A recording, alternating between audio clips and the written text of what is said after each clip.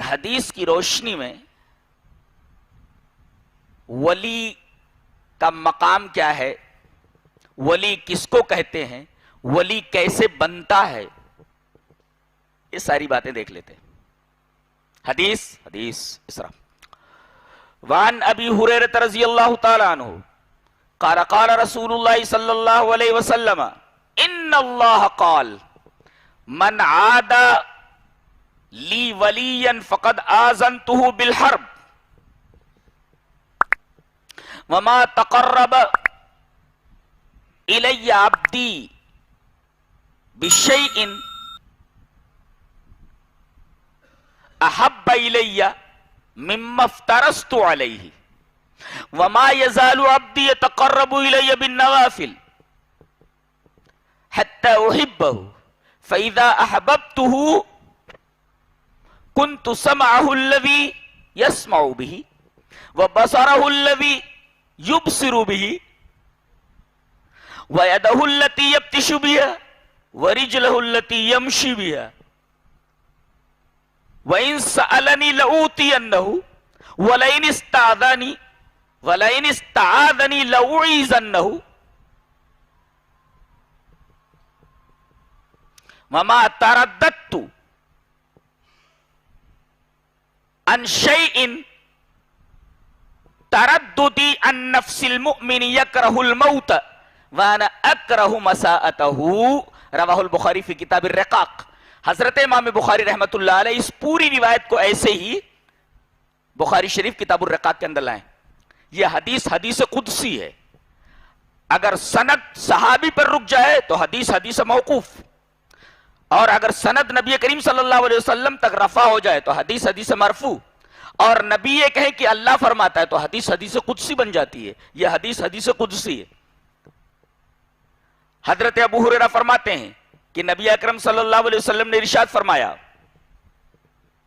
کہ اللہ فرماتا ہے۔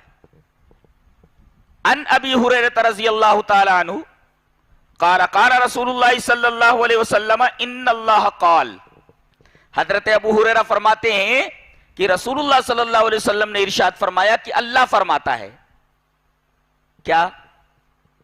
من عاد لی ولیا فقد آذنتہ بالحرب، جو میرے کسی ولی سے عداوت رکھے، میرے کسی ولی سے دشمنی رکھے تو میرا اس سے اعلان جنگ ہے۔ اس سے دو باتیں معلوم ہوئی کہ ولایت یہ ضد ہے عداوت کی۔ ولایت کا مطلب قریب ہونا اور عداوت کا مطلب دور ہونا۔ ولی وہ ہے جو کسی سے قریب ہو اور عدو وہ ہے جو سے دور ہو۔ تو ولایت کے اندر قربت ہے اور عداوت کے اندر دوری ہے۔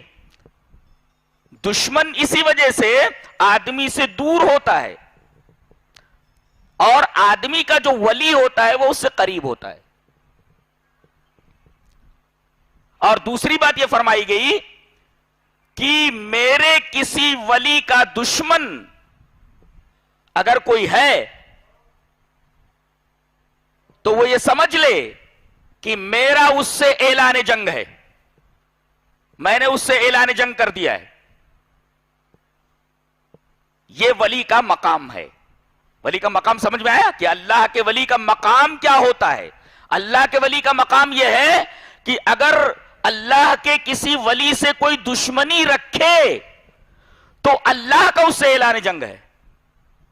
لوگ یہ الزام لگاتے ہیں کہ اہل حدیث اولیاء کے دشمن ہیں، اولیاء کے گستاخ ہیں، اولیاء کی شان میں گستاخی کا ارتکاب کرتے ہیں۔ ارے ایسا کیسے ہو سکتا ہے؟ جب وہ اہل الحدیث ہوگا تو اولیاء سے عداوت کیسے رکھے گا؟ اولیاء کا گستاخ کیسے ہوگا؟ اولیاء سے دشمنی کیسے رکھے گا؟ اس لیے کہ حدیث میں تو یہ موجود ہے کہ جو میرے ولی سے دشمنی کرے میرا اس سے اعلان جنگ ہے۔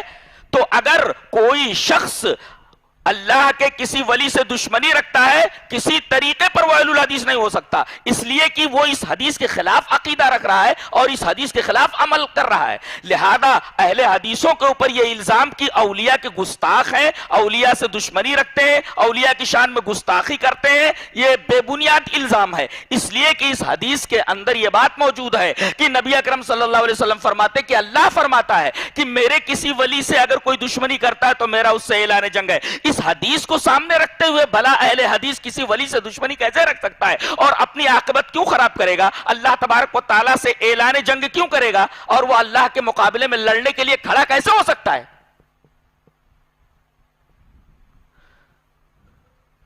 تو دو باتیں معلوم ہوئی کہ اہل حدیثوں پر جو الزام لگایا جاتا ہے کہ وہ گستاخ اولیاء ہیں، اس حدیث کی روشنی میں یہ الزام بے بنیاد ثابت ہوتا ہے۔ اور دوسری بات، ولی کا مقام یہ ہے کہ اگر اس سے کوئی دشمنی رکھتا ہے تو اللہ کا اس سے اعلان جنگ ہے۔ یہ ولی کا مقام ہے، یہ ولی کا مرتبہ ہے، اس سے بڑا مرتبہ اور کیا ہو سکتا ہے؟